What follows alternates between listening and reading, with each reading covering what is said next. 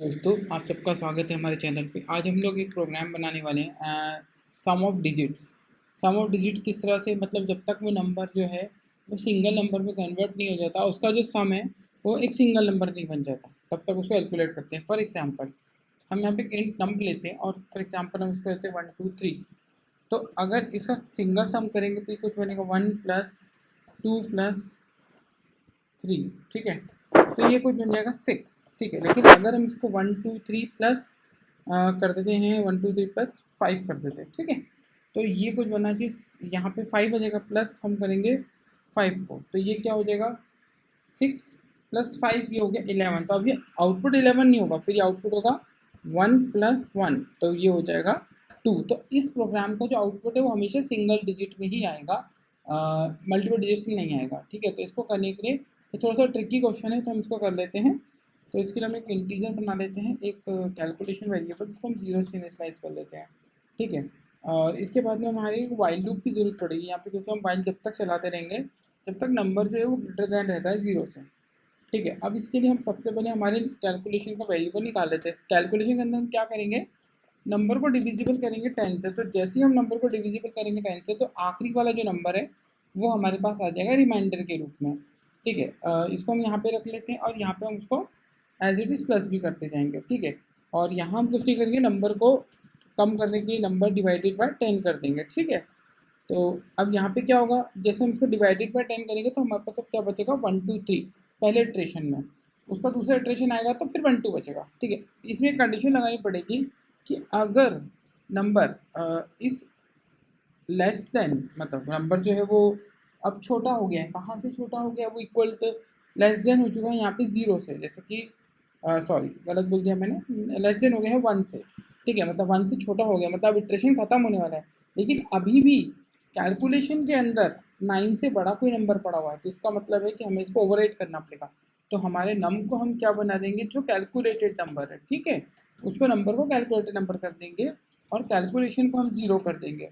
क्यों कर देंगे, क्योंकि यहाँ तक हम आ गए थे, आपको मैंने बताया हम 11 तक पहुँच गए। अगर इसको चल इस लॉजिक को यहाँ तक बोलूँ तो हम यहाँ पे इस कैल के अंदर 11 तक पहुँच जाएंगे, लेकिन अब हमारे को इसको 2 तक पहुँचाना है। तो 2 तक पहुँचाने के हमारे कैलकुलेशन हम वापस इनिशियलाइज करेंगे और नंबर को, जो पुरानी नंबर की वैल्यू है, हम उसको इनिशियलाइज करवा देंगे। ठीक है, उसको हम यहाँ पे एक बार रन करेंगे। ठीक है, देखते क्या होता है। हमने आउट नहीं करा है, तो ऐसा आउट कर लेते हैं हमारे कैलकुलेटेड वेरिएबल को। ठीक है, ऐसा आउट कर लिया, तो ये देखिए ये 2 आ गया।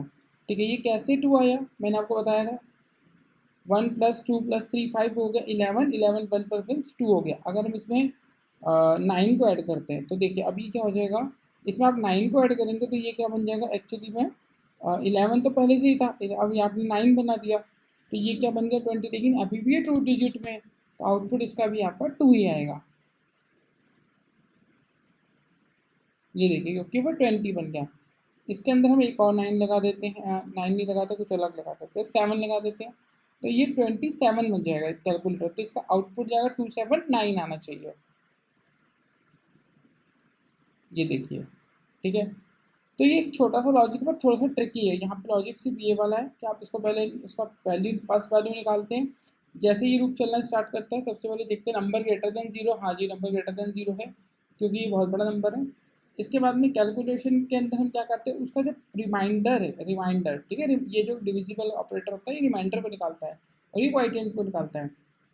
जो रिमाइंडर जैसे निकाला, क्या निकल के आ गया, इसके पास में 7 निकल कर आ गया, तो 7 उसे अपने CLC वैल्यू के अंदर रखे, क्योंकि CLC अभी 0 है, तो क्या बन जाएगा, वो 7 बन जाएगा। ठीक है, फिर ऐसे 9 आएगा, 5 आएगा, 3, ऐसे बढ़ते जाएंगे और आखिरी में जब इन सबको प्लस करेंगे तो उनका कैलकुलेशन जो यहाँ पे CLC में आएगा वो 27 आएगा। उसी जब ये 27 बनेगा उसी टाइम पे नम जो है वो 0 बन चुका होगा, क्योंकि डिविजिबल होते होते होते वो 0 हो जाएगा।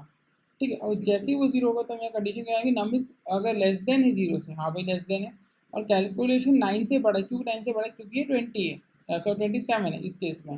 ठीक है, तो यहाँ पे क्या होगा, कैलकुलेशन, तो 27 को हम नम में पुश कर देंगे और कैलकुलेशन की वैल्यू को 0 डाल देंगे वापस। अब जैसे ही ऊपर जाएगा तो क्या देखिएगा वापस से कि 27 इज ग्रेटर देन टू 0, हाँ है, तो ये वापस वही लॉजिक चलेगा और इसका आउटपुट 9 आ जाएगा।